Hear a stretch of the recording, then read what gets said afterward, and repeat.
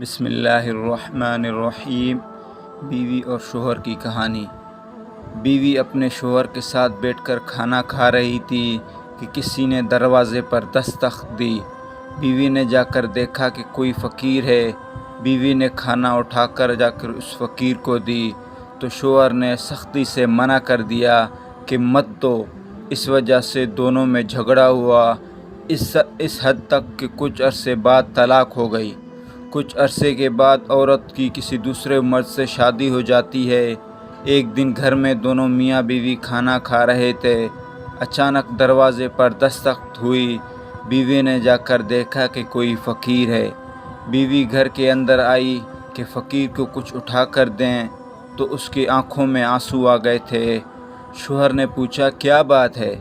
بیوی نے کہا یہ فقیر جو دروازے پر آیا ہے میرا پہلا شوہر ہے، جو بہت مغرور اور متکبر تھا۔ کل اس نے دروازے پر فقیر کو کھانا دینے سے منع کیا تھا، آج وہ خود دروازے پر بھیک مانگنے آیا ہے۔ تو دوسرے شوہر نے بیوی سے کہا تھا میں تمہیں کچھ بتانا چاہتا ہوں، وہ فقیر میں تھا جس کو کھانا دینے سے اس نے منع کیا تھا۔ اگر ویڈیو پسند آئے تو سبسکرائب ضرور کریں۔